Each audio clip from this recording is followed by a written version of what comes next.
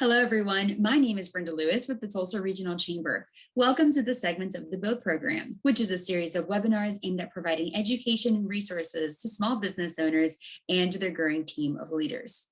The presenting sponsors for the Build Program are the Persimmon Group and Security Bank. Thank you so much to these sponsors for making the Build Program possible. An additional thank you for their generous support is to our small business benefactors who support and make the program of work possible for the Small Business Connection.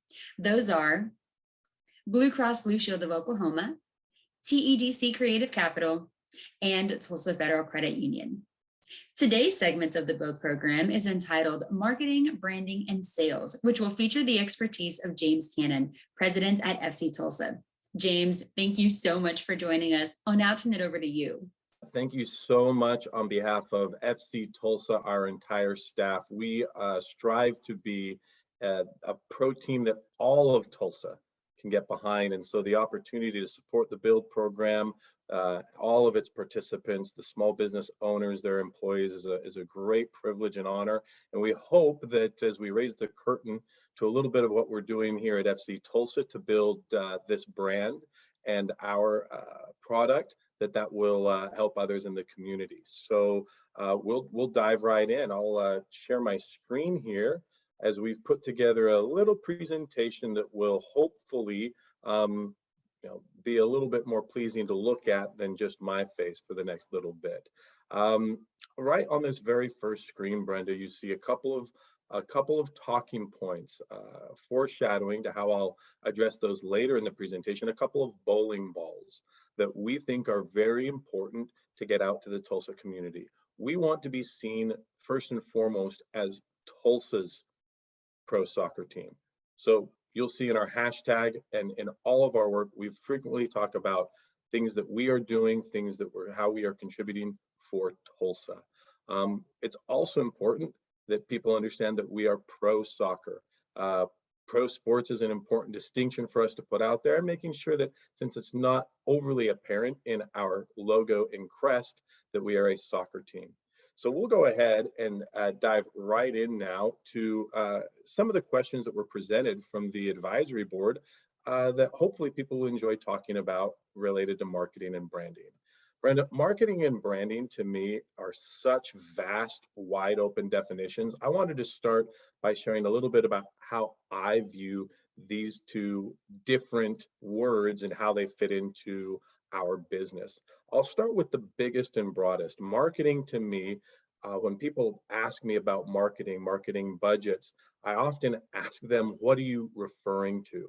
Because marketing in my mind is pretty much encompasses the entire process of nurturing your customer in their journey and experience with your brand through your owned, earned, and paid assets as they progress towards conversion. By conversion, I mean sale or purchase.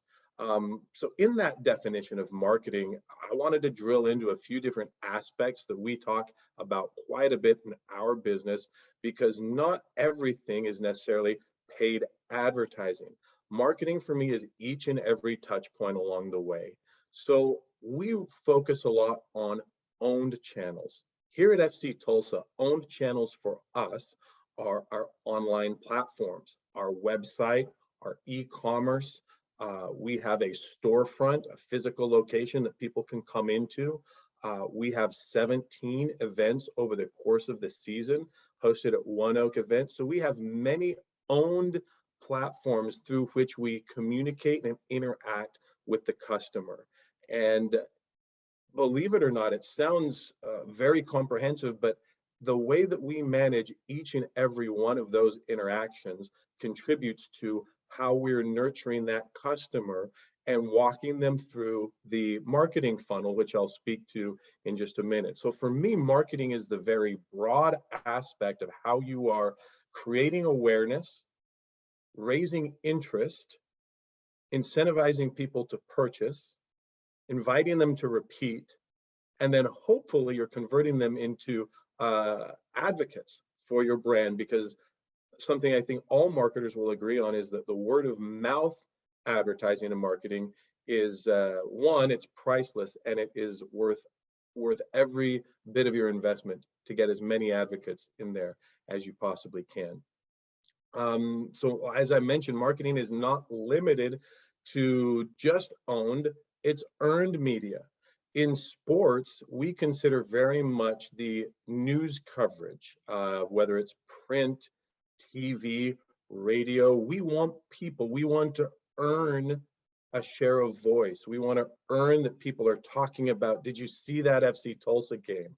Have you been over there for any sort of a unique reason? Or have you seen the fireworks show? Have you seen what they've done with the field and the layout? It's a great game day experience. Any of those things that the news or people are talking about. So you might be sitting there as a small business owner and say, well, no, the news isn't going to cover my boutique or my food truck or my printing company.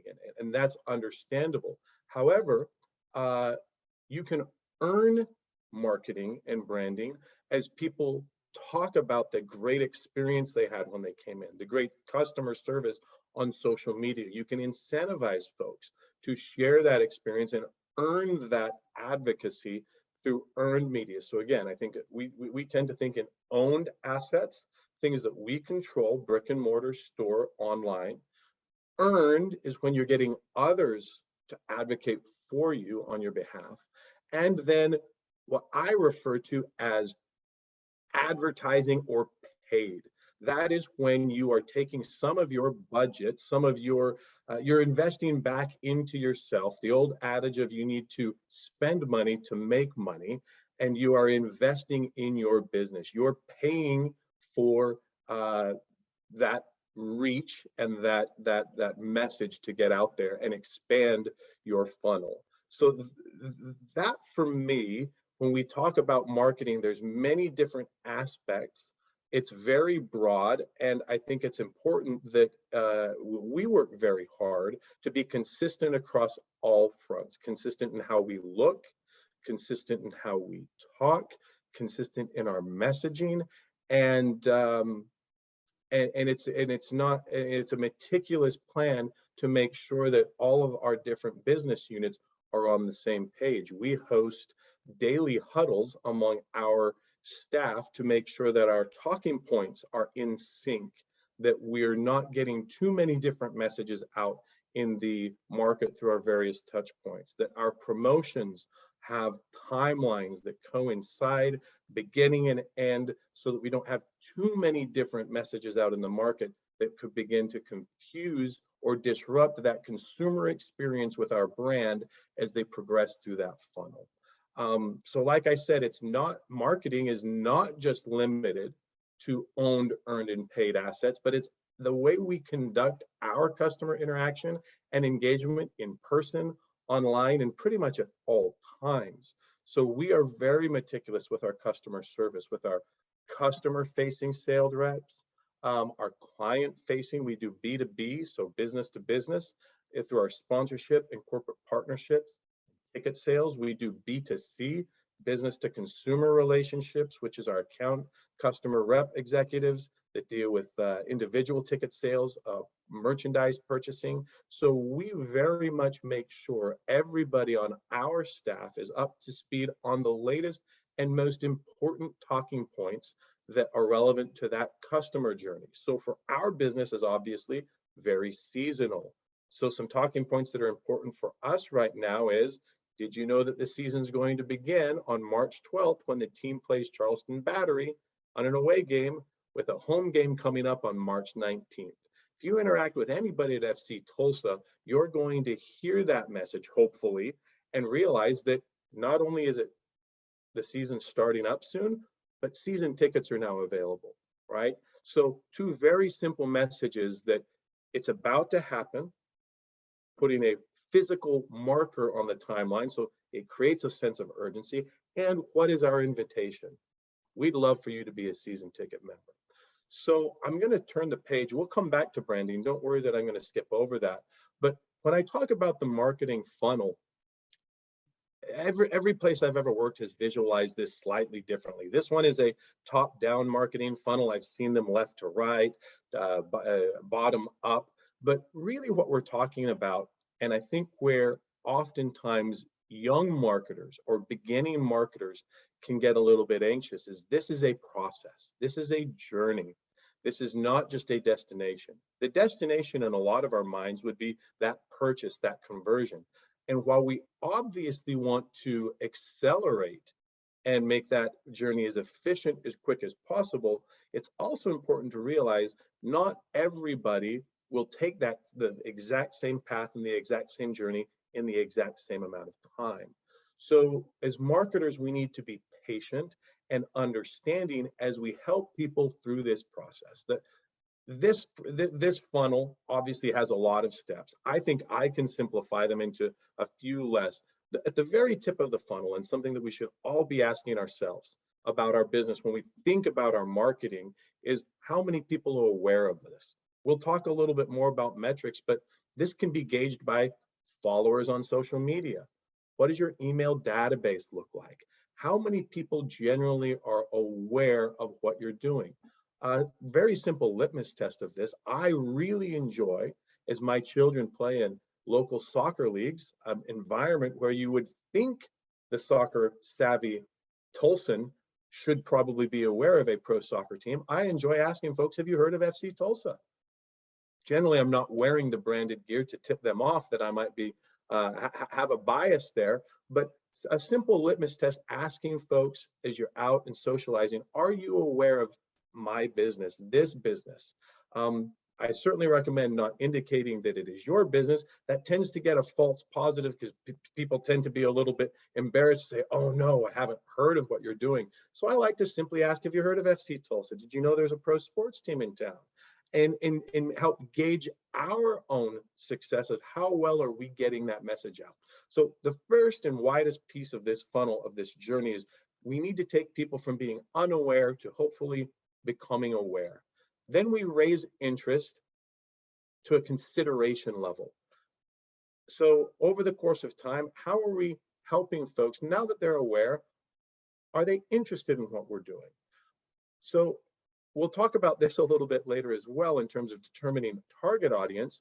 Some people might say, okay, James, well, so you're marketing to soccer fans. Well, in my mind, I've now limited my audience because I know certainly that we're in OU and OSU football country, and there's a lot of folks there that I think enjoy getting out for a premium sports experience that I think I could probably get interested in soccer, even though they're diehard football fans. So as we define our audience, we need to decide how can we get everybody who's now aware of our business interested in our business and considering that purchase. And then we need to incentivize purchase.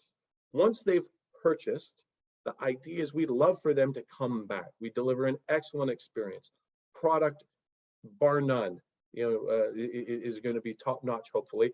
And then as they repeat and become advocates, now they've completed the funnel. So really the goal for marketing encompasses all of that, from the awareness phase through to the transaction and then the repeat customer.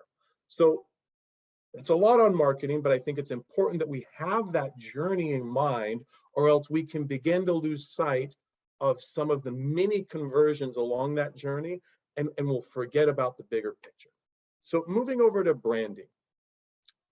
Branding for me is different than marketing. It becomes one of those subsets of branding is the very definition and identity of your brand. It's how people look at it, how they identify with it.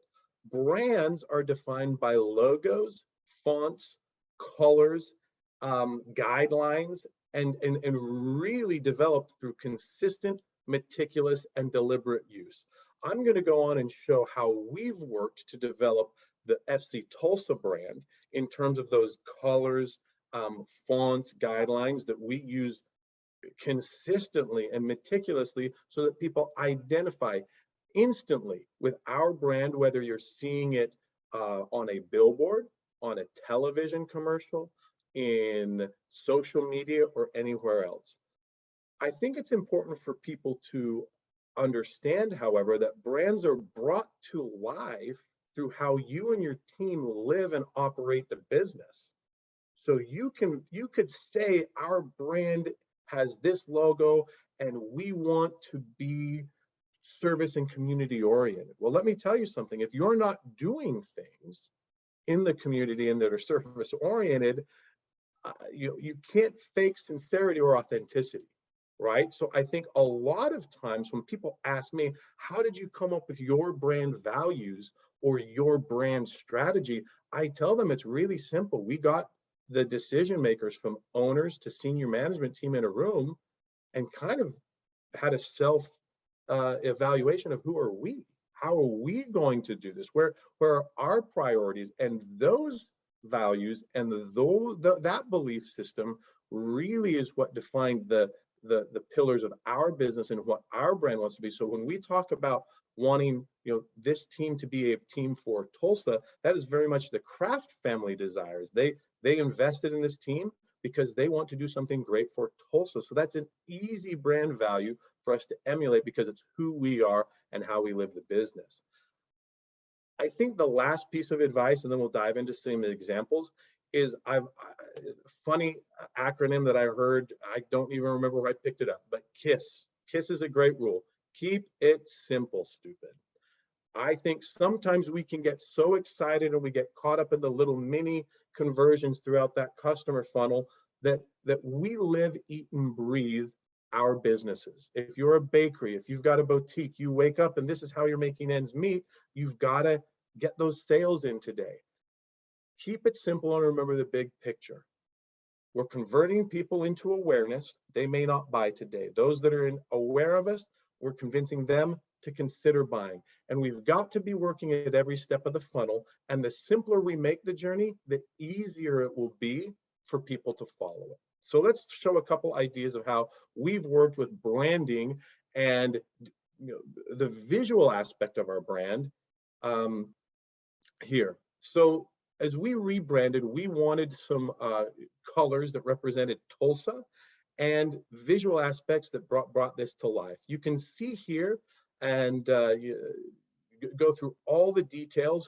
As a brand that we often partner with other corporations and other brands through sponsorships, we have a lot of guidelines, a lot of information, because we have a lot of folks that are actively using our logos elsewhere. For brands that may not have that amount of interaction or exchange with their logo, this is probably going to be a little bit over the top. So please don't expect that this is the bar or what needs to have out there.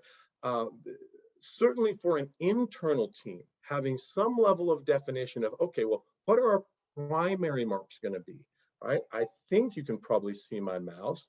So this column here shows us our primary crest. So when you see, I'm wearing it right now, when you see the players on the field, this is our primary defining mark. It has Tulsa boldly with some Art Deco font down the side. We've got the scissortail flycatcher, the state bird of Oklahoma, prominently rising in the crest with those rays of sunlight. We wanted this to be a brand that embodied the bold and bright future that we see for Tulsa.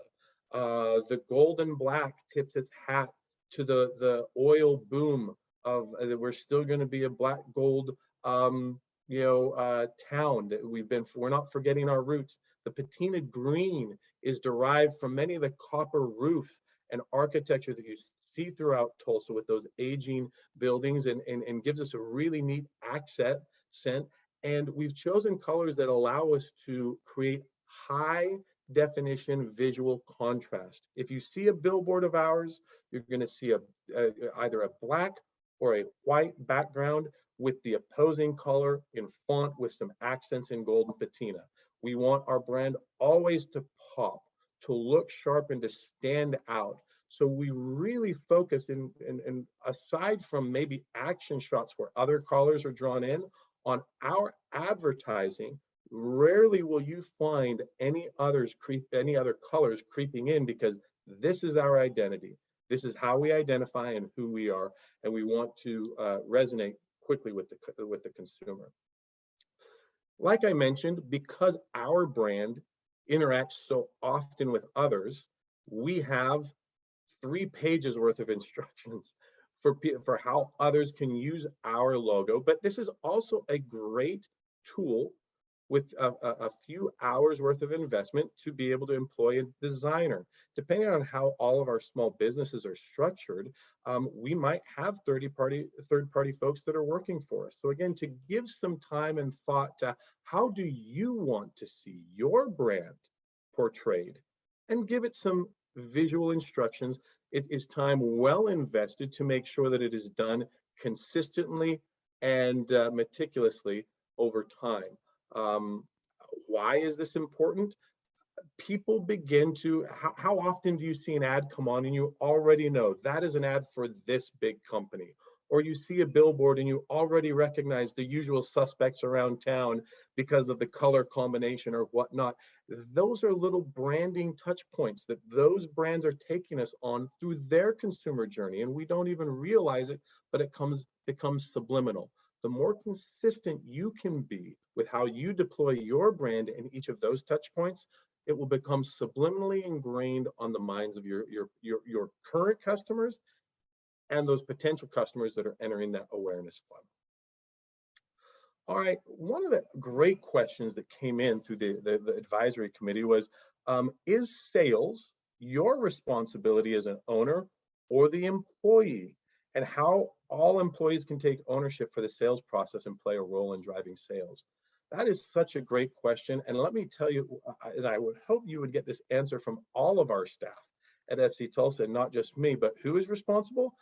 Everybody. Everybody in the organization should clearly understand the path to profitability and how their role contributes to that plan. I've chosen those words carefully because not everybody may be on the front line selling. So as you look at, I'll share how my office is built. We have some dedicated salespeople who they are out there and they are selling. Our owners are selling, I'm selling. All of us, when we think about that consumer funnel, when I'm anywhere and somebody asks me what this badge is, I'm taking somebody from an outside the funnel and I'm putting them into the marketing funnel by creating awareness. So everybody needs to be aware of those talking points. Outside of my sales dedicated staff, I have less consumer facing staff, people that are manning social media. So that could be argued, well, they're not customer facing, but they're certainly involved in the messaging. So the question now becomes, are we on social media and on our owned assets just to be cute and witty?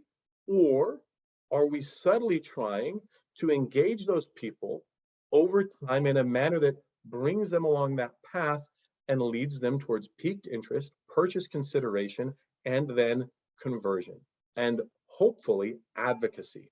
So yes, social media is cute and fun, but if your social media team does not understand how their role contributes to that sales process, they're probably just doing it just to do it. So we work very, very hard to make sure that whether you are the attendant that welcomes folks into our store, into our office front, whether you are the people that are designing the graphics that go into marketing campaigns, that we are actively talking about how that role contributes to sales. I also think that it's important as you learn to differentiate the essential actions from the different roles, that as performance is measured, performance improves. But when performance is measured and reported, the rate of improvement accelerates. So we work very carefully to make sure to identify key actions and quantifiable results that we can report and measure and make sure that that's accelerating improvement. Question about sales trait and what to look for in a business development or salesperson. My goodness, I think that the first and greatest need is a good sense and understanding of the business. The last thing any of us need is a salesperson that's out there getting over our skis and overcommitting something that either we're not ready to deliver or that somehow results in disappointment. What does that do for that customer journey? It disrupts it. So we need a good understanding of the overall business plan. We need people who are personal, honest, relatable. The reason honest is so important to me is because the fact that I worry about the entire customer relationship and their journey, right? The saying that I've got at the bottom there of you can skin a sheep once, but you can shear it 1,000,000 times. Again, sheep willingly give over and over again if the experience is right. So the goal is not a one and done conversion. We want a relationship with our customer. So people that are driven, so self-motivated in a relationship savvy manner, that are judicious in not only knowing how to close the sale, but in doing what's right. We'll frequently get folks that call in and say, I can't make it to enough games to be a season ticket member. If my staff continue to push season tickets, that would probably result in a bad experience. We emphasize that if you attend 6 to 7 games, the price, even if you can attend all the games, is better. But even if 6 or 7 too much is, maybe you want to be looking for a group night or a mini pack, something that fits their needs and gives them a great customer journey. So I think it's very key to look for responsible, competent salespeople that represent your business and understand it well. I could go on and on about this one. Target market and brand awareness. How do we know who's going to be interested in our customer or in our product? I like to let people know sometimes the nature of your business can guide you. If you've got a highly specific product, if I'm doing a rock climbing business, people that are interested in activity, rock climbing, are likely going to be usual suspects. My business is quite broad. As I mentioned, the obvious target would be people that are interested in soccer. However, corporate groups, people that like sporting events, people who like entertainment, all are consideration audiences that I like to be putting into my funnel. So I generally recommend that folks, unless you have a highly specific, highly obvious, I'm targeting a specific gender stereotype or meeting a very specific need, start broad and begin to zero in, because markets can change by demographic and location. So start broad, zero in, and have fun and make some assumptions. Do you want to assume that millennials or a certain type of age range will be the most interested, and begin marketing to that group and then zero it in? Remember that this is a scientific process. Marketing is a science. So be methodical and don't make too many changes at once. Rome wasn't built in a day. So our approach right now at FC Tulsa, a lot of people think that soccer is a millennial sport and something for the international audience. Believe it or not, our biggest consumer right now comes from South Tulsa, who's a little bit older than millennials. And is that more indicative of how we're building the brand or how Tulsa is going to support soccer? We're still figuring it out, and we're 2 years into this. So again, learning your target market and the sweet spots is a process. Brand awareness, how do I measure it? How do I grow it? Look, there are all sorts of expensive consumer studies that you can purchase. There are some very easy indications we all have. Your business should be online. You should have metrics from Google Analytics that tell you what your current daily metrics are. You should have followers on social media, engagement numbers. You need to be building a database that you can email. So before we get to what can be consumer research, we can easily begin to set some metrics and benchmarks for how many people do we have aware of us. And then don't be afraid to interact and engage and understand your audience. Once somebody's following you, they're not only aware, but they've shown interest. Interact with them, send them surveys. People like to be asked, what did you enjoy about your visit to our store or your interaction with your brand? How could we improve it? So sending surveys and something as simple as a net promoter score. I think we've all been asked, how likely are you to recommend our business to a friend on a scale of 1 to 10? Well, the way that works is really only people are scoring in the 8 to 10. Everybody else isn't an advocate yet. And as you watch that over time, you'll have a benchmark for how many advocates you have out of your overall audience, and is that number growing or is that experience improving? On effective marketing planning, measurements, and mistakes, there is no silver bullet or one-size-fits-all plan. So do not sit back and wait for a clear or obvious path through the data or something to just pop off the page. You're going to need to take risks. I think the important thing to start with is, what kind of customer experience do you want to provide in that funnel? And then build it, right? Build it step over step, layer over layer of, hey, as people become aware, do we send a welcome email? Is that too sudden? How do we follow up to a welcome email once they're in the database? Do we DM customers or not. Volume will also be your guide. Certain businesses that have hundreds, thousands, or tens of thousands of followers or subscribers will need to manage that differently, how sophisticated you can be. It's important to step back and determine your objectives and targets, or else you can get caught up in the minutia of how people are navigating between those different levels. As small businesses, we need to be efficient and allow things to flow through as easily and as simply as possible. So develop a strategy, measure it, and then adjust. Like I said, nobody's first approach at this is going to be perfect.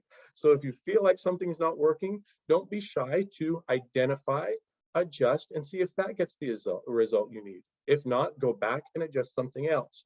And as you gradually tweak your marketing plan, the results will increase, and you'll know you're seeing success. Because oftentimes people ask me, well, what are some of your important KPIs? My favorite response is success, sales, and determining everything that goes in to what's between there. That will become more clear over time. So in terms of measurement ideas, I like to look at waterfall metrics. I have an idea every day how many people are coming to our website. When I buy advertising, I have an idea of how many impressions are out there. So as I think at my furthest reach moment, impressions, eyeballs, right? From there, how many of those impressions that I'm paying for or working to get end up making it back to my website or into my store? Of the people that make it to my website or into my store, how many of those folks are purchasing? Of the people that are purchasing, how many of those folks would I consider to be repeat customers, right? And so on and so forth. So map it out. Don't play a guessing game. Know your numbers, identify your patterns, combine the big and small picture metrics. Again, if you get hung up on little conversions, you may forget that you're pouring folks from the unaware into the awareness funnel. That growth you are nurturing and cultivating tomorrow's customers. So conversion cannot be your only goal. Learn how to quantify how you grow and nurture your customer base, and count those as small victories as you go through the process of bringing people through your funnel. Social media. Oh my goodness, this is a question we get all the time. I think our social media is great. If you haven't seen us, all of our handles are at fctulsa.com. We tend to be funny. We tend to be a little bit, we like to incite discussion, and we like to promote rivalries with Oklahoma City. So, but we also have a goal that this needs to be engaging, introducing new people into our business, and walking them through our experience. So social media is a great tool, but use it properly for your desired results. Social media plays in all three areas of owned, earned, and paid marketing, right? Everything you post is going organically out to your audience. Earned, people sharing that, talking about you, is now earning you mentions, earning you follows, and you can pay through it. Social media does not always excel in all three. So you need to get to know the strengths and weaknesses for your business. I think I get into it later, but Facebook over time, with all its privacy settings, is very difficult to follow promotions, is very difficult to follow how people are sharing, just due to the nature of that. Facebook, Instagram, and Twitter are not as difficult. So understand how each platform works for your business, and make sure that you cater to its strengths. Grow your database. You need information on your customer. If you're not using a form of CRM and capturing customer information, we've all seen now that major brands are so good at remembering our birthdays, at checking in when the last time we've, letting us know it's been a while since they've seen us. That is not a coincidence. They are continuing to monitor us and gathering information. You should be doing the same. I would also counsel people, if you're going to pay for advertising on social media, beware of simple paid boosting and sharing. These platforms are set up to make money. Do not fool yourself. If you're going to get into the paid and boosting side of the business, go full bore and get onto the business paid ads accounts and make sure you're filling out the metrics. I'll never forget a great example was I had a social media manager who boosted a post that was doing really well, forgot to set the restraints to just post it for the DMA in which we were living, and that budget was gone in a matter of seconds because people all over the world were seeing that ad for season tickets. And guess what? I do not believe people on the other side of the planet were going to buy season tickets. Paid ads on social media can be tricky. Again, remember the journey. You're going to get into paid ads and they're going to tell you, hey, do you want to optimize for conversions? All of us want to optimize for conversions. So you're going to go click on that thinking, guess what? I'm going to get a ton of sales. Rome was not built in a day. If your business needs unique awareness and grow your audience base and you're optimizing for conversions, social media is going to go look for people who buy things online. That's not necessarily adding to your awareness of your business, that your ad will be displayed to people whose behavior fits the metric. And so just don't forget, the social media is set up to make money. If you're not thinking through what your real objective is and that consumer pipeline, it can be tricky and you can sometimes get a little bit lost. Instagram and Twitter are great places for conversational sharing. LinkedIn behaves more like Facebook did in its inception now than Facebook does, in the sense that LinkedIn is people share things, great business experiences. That sharing and virality is a lot more meaningful oftentimes than Facebook can be. So it also allows you to go through and pick people, business titles. If you want to segment market, you can go look for director level, executive level type clients, and you can advertise there. Last slide before I think we get into questions is, how do I avoid conflicting strategies and messaging? Write it down, have a plan. This does not happen by happenstance. Like I said, we have a daily team huddle where we revisit and make sure what are our most important objectives and how are we going to get that done today. That huddle can be 5 minutes, it can be 15, however long it needs to be to address the most urgent business needs for today, this week, and then longer term. And that way we stay online with and aligned with our immediate and longer term growth plans. I bring KISS strategy back up. Keep it simple, stupid. The more complex your strategies and your messaging are, imagine the folks that aren't living, eating, and breathing this day to day. It's going to be tough for them to follow and stay up with what you're doing. Keep it simple, make slow adjustments. We're steering a boat, we're not turning on a dime. I like the analogy that messages are like bowling balls. No single person can manage more than 2 or 3 at a time. What are you and what are you asking people to do? If that's clear, then people can follow. Don't forget the rule of 7. Your reach and frequency, the repetition of a message is important. People that are unaware need to interact with something. Science has once said it was 7. I think it's probably more for a brand that's completely new to get that to break through into awareness and interaction before people are going to begin hearing and following your call to action or your invitation. I think another important piece of advice is, just because your message may sound old to you, a little tired maybe, it doesn't mean that it's already old to your customers. Again, you wake up and you see your business every day. They're interacting with it sporadically. Be consistent. Allow a message to live long enough that people have heard it before you move on to the next one. I think determining consistently who you are and then being okay with that is important. Who are you? Are you Apple, who focuses on very simplistic products and messaging, or are you JCPenney's? Are you discount? Are you a little bit of everything? Both are fine. Choose your identity and then be that consistently. And then don't be afraid to experiment and have fun. Learn what is effective, use it, and then evolve and go with what is working. Evolve it over time, and as you make adjustments, your business will grow and progress.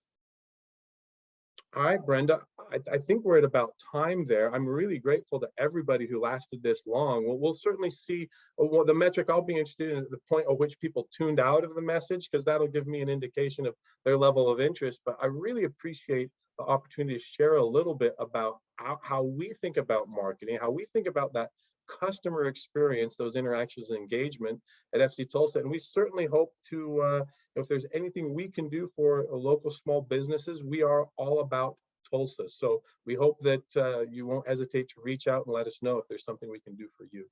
Thank you, James. And we do have actually a few minutes for some Q&A, and hopefully we can just dive a little bit deeper in these few questions on some of the topics that you covered. And so something that really stuck out to me is that the earned media, you can earn some media. And so for our smaller businesses, let's say they don't have a budget at all, what are ways that people can earn media if they're a smaller business? Would it be posting via social media? Would it be tagging that they're at their location? What would that look like? Yeah, I think there are a couple ways. I'll start with the one it's probably a bit of a reach, but why not? Look up press release formats. If your business is launching a grand opening, why not send a press release? Most every news outlet has a news desk. Put together a press release, write it up official. You can find AP formatted press release templates online. Put together grand opening. You're doing something for the public. Given the news volume, they're always looking to cover something. Now, if it's a big news day or a big news cycle, you may not hit 100% of the time, but I can guarantee you this: if you don't send out a press release, you're not going to get picked up. So I would say it cannot hurt. We send out press releases for waking up in the morning and training on soccer fields. So if we can do it, you can do it too. Outside of the normal press, incentivize people to share, get people talking.